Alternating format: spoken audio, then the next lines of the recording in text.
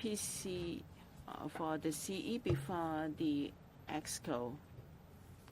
Because of the epidemic, please observe social distancing measures and wear your mask properly. The CE will say a few words first. Fellow citizens, friends from the media, good morning. I'd like to report to you the latest situation of the epidemic and also details for further relaxation of social distancing measures. First, a brief recap. Since the start of the fifth wave and the start of the year, bringing a very dire situation to Hong Kong after 3 months of the serious epidemic, I announced on the 24th of March that starting from the 21st of April, we can then gradually relax these social distancing measures in phases in 3 months. We provided a very clear timetable and roadmap for the community on that day.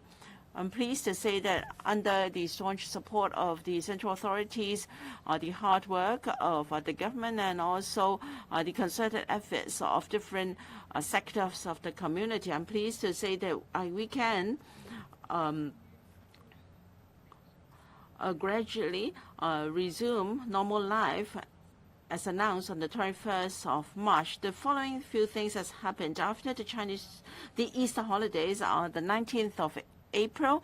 Schools started face-to-face resumption of classes in phases. So far, all primary schools and international schools have resumed classes. On the 21st of April, we relaxed the social distancing measures in the first phase, and then the DSE started smoothly on the 22nd of April, and the core subjects have completed the examinations. A dozen or so candidates were arranged to take the examination at Penny's Bay. And on the 1st of April, we lifted the flight expansion order for 9 countries so that Hong Kong residents can come back to Hong Kong orderly. And then on the 1st of May, we allowed non-residents to fly to Hong Kong. Of course, during the period, there were the Easter holidays, and we also had the long weekend for the 1st of May. There was increased circulation of people in society. At first, we're worried that with resumption of face-to-face classes and also relaxation of measures and the flight suspension, perhaps there may be an increase of confirmed cases as a result of the relaxation. Luckily, these things did not happen, and we see that the epidemic is gradually stabilizing. Now we can see from the following figures every day the number of positive cases continue to drop. As at yesterday, the 2nd of May, we had less than 300 per day. That was 283. And we've been using the sewage surveillance program for a long time, and the viral load has been dropping. As of yesterday, the 2nd of May, 50% of the sewage samples were negative. That is, in half of the samples, no coronavirus could be found. And as for the positive samples, the viral load was on the low side. And our restriction testing declaration and also compulsory testing notices continued. However, the percentage of positive cases dropped to as low as 0.2%. And the 2 indicators from Hong Kong, you first, the time places of notice on the 29th and the 30th of April and the 1st of April, the number was 0. And yesterday, it slightly rose to 0.24%, but such kind of fluctuations are normal. Another is real-time effective reproductive rate, and that is the number of persons that can be infected by one person. Myself and experts are very worried that the figure would rise after the Easter holidays, but we've been monitoring the situation for 2 weeks. This RT has still been less than 1. The highest was only 0.6% or 0.6. So whenever it's lower than 1, we are assured. The indicators have assured us that we can continue to march on this road to normal life. So starting from today, the 3rd of May, all secondary schools, KGs, and childcare centers can resume half-day face-to-face classes in an orderly manner. But all students are required to conduct an RAT before going to school every day. Let me give you some statistics for your information. Since the resumption of face-to-face classes for primary schools and international schools, in between the 19th of April and the 29th of April, we have 56 schools with positive cases involving 50 students and 17 teaching staff against a population of 300,000 students. Then I think the figures are on the low side and quite reassuring. Now, the 3rd stage of social distancing relaxation will start on the 19th of May. The 2nd stage will start on that day because, as we all know, the social distancing measures operate in 2-week cycles. And the next cycle will start from the 19th of May. After the cycle from the 5th of May to the 18th. Now, these are the following arrangements. We're going to reopen all other scheduled premises under Cap 599F, bars, bathing houses, party rooms, and nightclubs, and Park Mahjong and Tin Cow, parlors, and also cruises, etc. But of course, there will be some restrictions, including the number of persons allowed per table and also the number of persons allowed in a capacity. Take pubs and bars, for example. In the 2nd stage, we'll allow them to operate until 2 a.m., but only 4 persons are allowed per table. And we will further relax the dining hours, already relaxed in the 1st stage from 10 p.m., and that will be extended to midnight. From 4 persons per table, the number can be increased to 8 per table. The maximum number of persons allowed in a banquet is 20 now, but that can be increased to 120. And the 3rd measure is to enhance the capacity of premises already allowed to operate now. For instance, for cinemas, they're only allowed to be seated up to 50% of their capacity. That will be relaxed to 85%. And by then, eating and drinking will be allowed within a cinema. And then for recreation and sports venues not yet open now, they will be reopened, including swimming pools, beaches, and water sports parks, and also water theme parks. And when doing sports indoors and outdoors, no wearing of masks is required. All these will start in the 2nd stage of relaxation on the 19th of May. Having considered that the epidemic is now stable now and strong aspirations from the community, I further announced that the following 3 things that are in the 2nd stage of relaxation can be advanced for 2 weeks, and they will start to take effect on the 5th of May at 00 hours this Thursday. Now, we will reopen swimming pools, beaches, water sports parks, and also water park. And then, when doing sports outdoors, including tennis courts and basketball courts, or for carrying out strenuous exercise outdoors, such as jogging, or when in country parks, no wearing of mask is required. Thirdly, because the Mother's Day is just around the corner, and we will allow 8 persons to be seated per table. So this relaxation will be advanced. and the FHB will issue a press release later today to give full details of what I just announced and measures that will be implemented starting on the 19th of May and also those advanced to the 5th of May. But all these will have to be based on the vaccine pass. So if there is any requirement on the vaccine pass, we will enforce it strictly. We have come to the second stage of vaccine pass. In other words, if you have to enter premises that require a vaccine pass, you have to have received 2 jabs. By the end of this month, you will have to have 3 jabs. Of course, with the relaxation, we will enhance enforcement.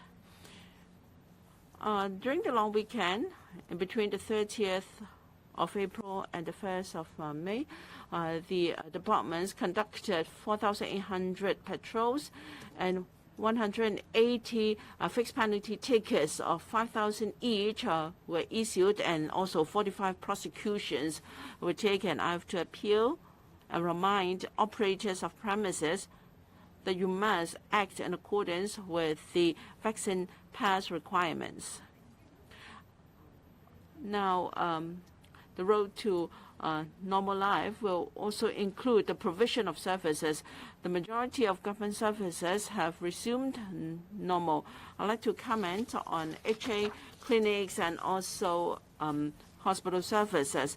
Our public hospitals went through a very difficult period earlier on because of the magnitude and impact of the 5th wave, and there were large amount of patients and elderly patients in particular. With the support of the central authorities, things have improved.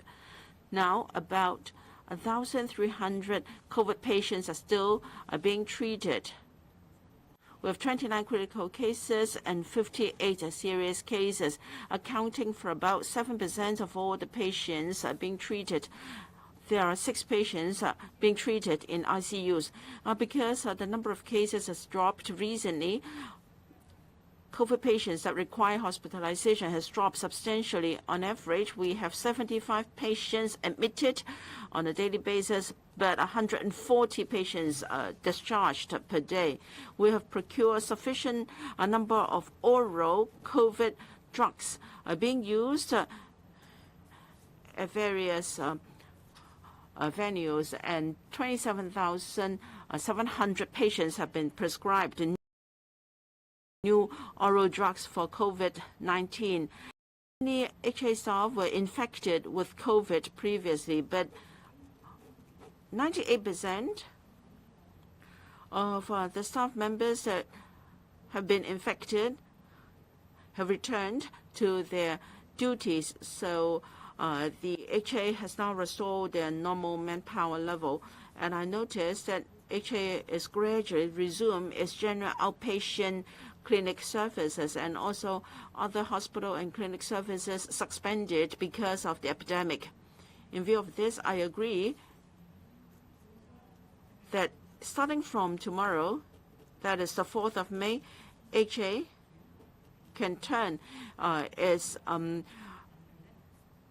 COVID-19 treatment center AWE to a standby mode. Of course, it will not be demolished, but it will be on a standing mode. And also the supporting medical teams from the mainland can gradually return to the country. The first batch has returned to Guangdong, and with the turning of AWE community treatment facility to a standby mode, they will also return to their homes. I like to express my deep gratitude for their help in looking after our patients. Mainland medical staff came to Hong Kong, and they had enjoyed very good cooperation with our local staff, and I think that has laid a very solid foundation for further cooperation between our medical staff in Hong Kong and the mainland. So this Friday we're going to have celebration and setting off a ceremony for them.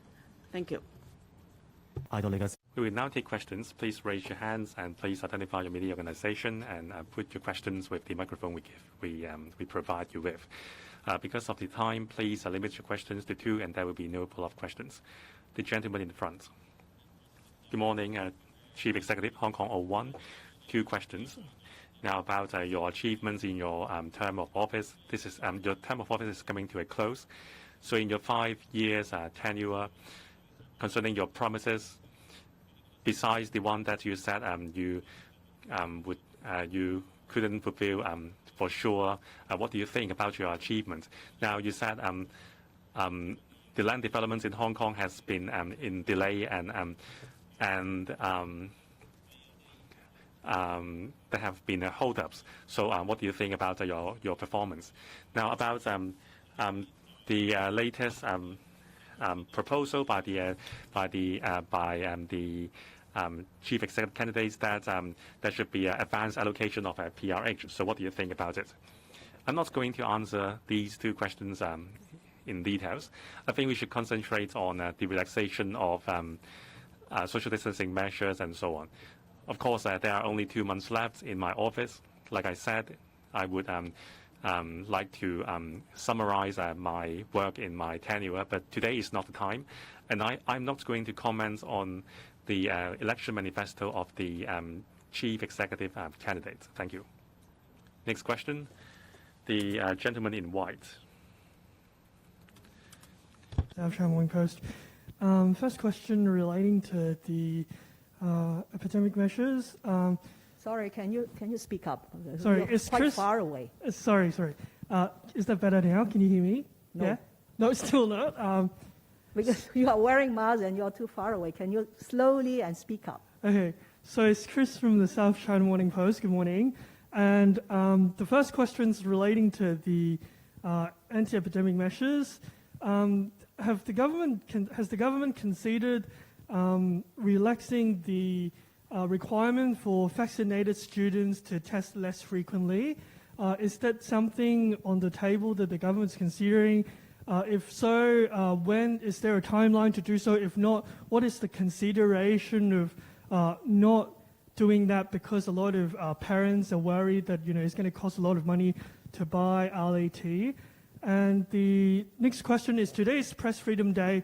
I think Mr. John Lee said Hong Kong already had press freedom like people have their identity card. Do you agree with such a phrasing? And how do you convince the rest of the world that Hong Kong still has press freedom when there have been anecdotal accounts that former journalists have to work, for instance, as cashiers or even move overseas following the closure of Apple Daily, Stand News and Citizen News? And what has the government been doing to promote press freedom? Thank you. Well, first, on the question about the requirement that students going to school have to undertake a daily rapid antigen test. I said at the time of announcing this measure that this was not intended to be a permanent one. But it is not time yet to review the relevance of this measure because it is still proven to be very reassuring for their schools and also for the parents. You will remember that since 19th of April, we have only allowed primary schools to resume their face-to-face learning because secondary school premises were used for the DSE examinations. From today onwards, this will be the first time that secondary students are also going back to school for their face-to-face learning. So likewise, they will have to do their daily rapid antigen test before entering the school premises. Equally, this is a very reassuring measure for the schools and also for the parents. But in due course, we will, of course, revisit this measure. But you mentioned about the parents' concern, especially in buying the RAT kits. We have pledged that we will provide enough rapid antigen test kits for the schools to distribute free of charge to students who are needy. And we have defined what is a needy student in a very broad manner. So all the students from families receiving Social Security and students who are receiving the full grant or the half grant of the student assistance will all be given free of charge the RAT kits. And on top of that, I understand many school sponsoring bodies and other charity groups are also sending a lot of RAT kits to schools. I went to one of these schools last week, and I met a few parents, and they all felt that this was a very good move because now they could be assured that they were not infected and their kids could go to school safely. So we will continue this practice for a while and then come back to you on when it is a time to lift this requirement. Now, Hong Kong's press freedom, like other individual rights and freedoms, are enshrined in the Basic Law. And in the 25 years since reunification, press freedom has been guaranteed in the Hong Kong Special Administrative Region. Our press scene, our media organizations are as vibrant as ever. If you look at the number of such institutions registered with the Information Services Department for gaining entry to press conferences like this and also to receive news from the Hong Kong SAR government, the number has not dropped. If you look at the presence of international and regional media, their presence has not subsided at all. So this is by itself a very good indication of the vibrancy of press freedom in Hong Kong. But as I said on many occasions, particularly with the enactment of the National Security Law, journalists, media organizations are not above the law. They also have to comply with the laws of Hong Kong, including the National Security Law. And if they have breached the law, then of course the law enforcement bodies will have to take the necessary action. Thank you. 好，跟住下位記者提問。Next question. The lady on my left. Good morning, Mrs. Lam. I'm from Now TV. Please speak up. Sorry, I'm from Now TV. Now, Mr. John Lee, the chief executive candidate, mentioned that he would like to complete the restructuring of the government before the change of government. That would be beneficial for the next term of the government. So do you think we can achieve that before the end of your term? Now, the abolition of the MPF offsetting mechanism, you said you want to implement it before the 30th of June. However, there are many electrical members voicing their concerns over the law. So do you think it is achievable? Now, our position is very clear when it comes to the first question. In my policy address last year, I took the initiative in the chapter on governance that there should be reorganization of the government. And then in January, I gave an account of the proposal to the LegCo. So instead of 13, there should be 15 bureaus. And I said that with the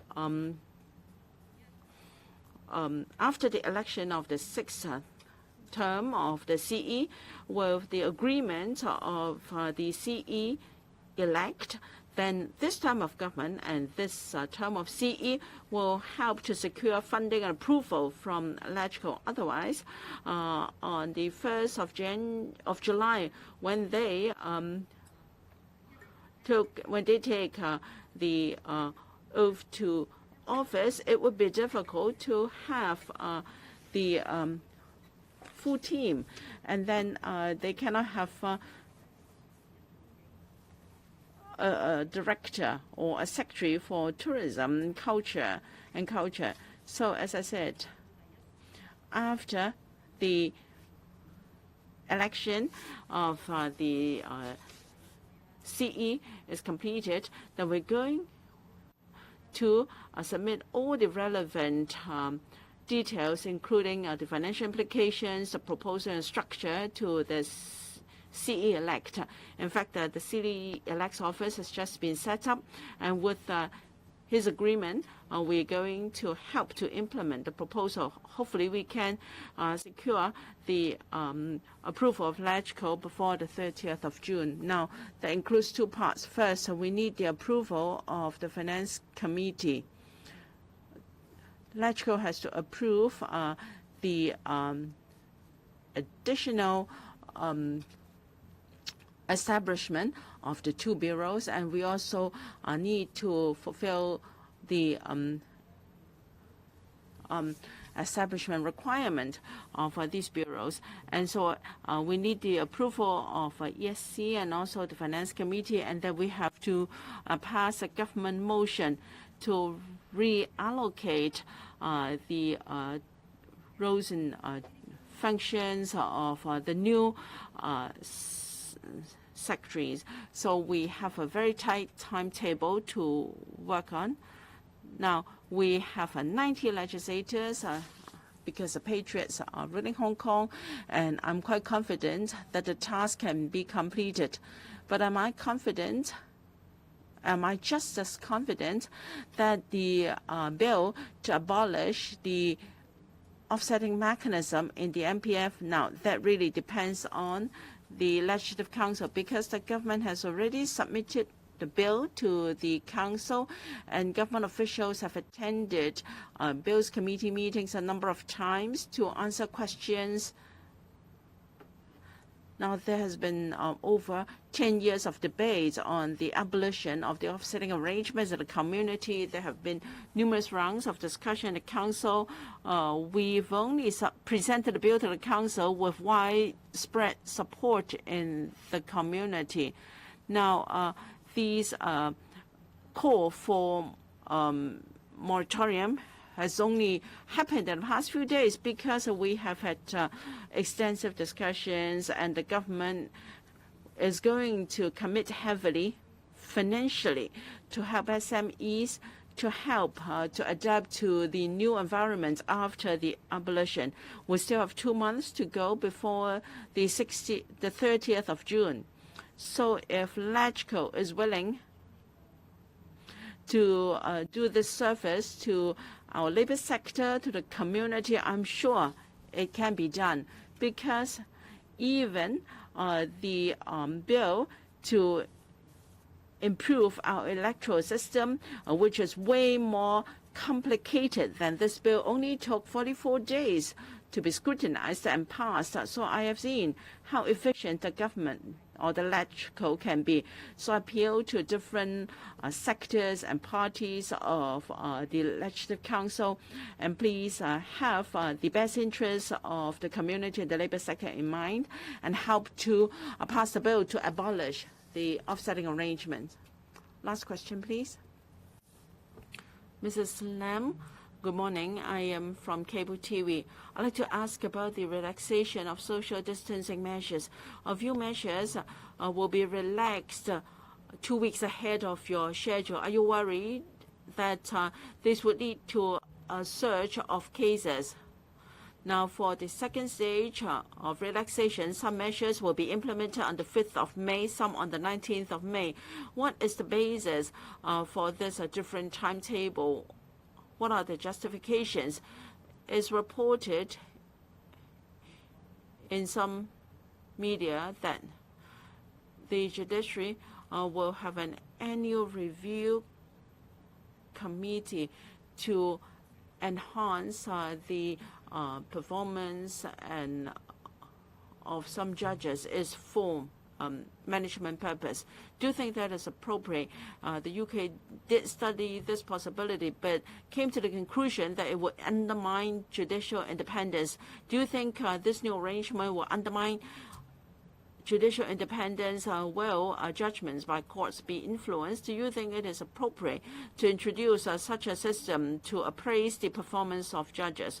Well, for the first question, I first said that on the 19th of May, we will follow the timetable and roadmap announced on the 21st of March, that we will implement the second stage of relaxation of social distancing measures. And then I said that after assessment, we believe 3 measures can be relaxed 2 weeks earlier, because the drop in the number of cases has been faster than our expectation, because some experts said that it will have to wait until April, May before we can have a 3-digit figure.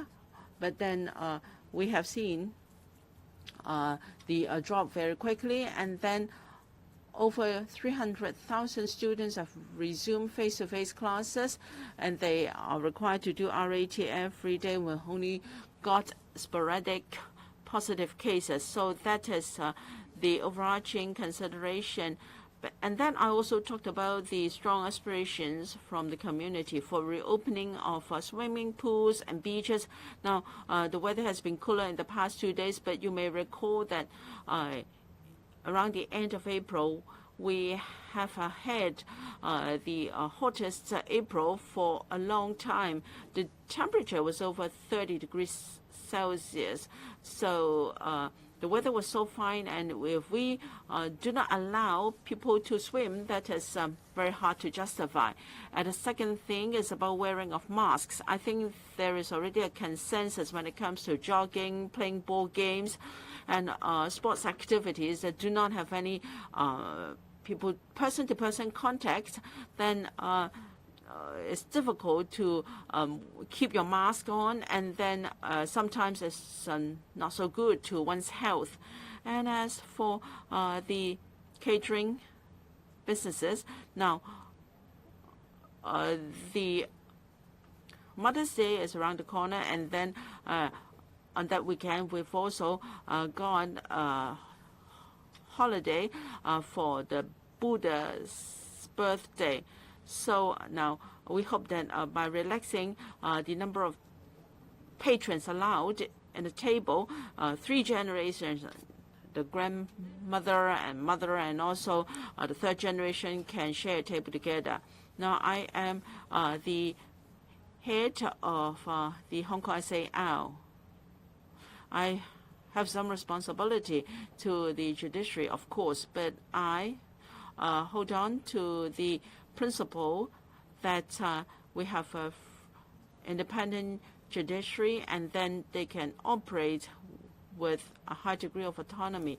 So I have not had any discussion with the Chief Justice on this matter. In fact, I only learned about this from the media. So I have to say that the independence of the judiciary will not be affected by administrative work, because when every judge, when appointed, has to take an oath, and the oath is very clear. He must exercise his duty without fear or favor and discharge his duties. And since the handover, one of the strengths of Hong Kong is an independent judiciary, and we have an independent adjudication power on matters in Hong Kong. So I don't think that this arrangement will affect our independent judicial independence, which is very much cherished in Hong Kong. That ends the press conference. Thank you.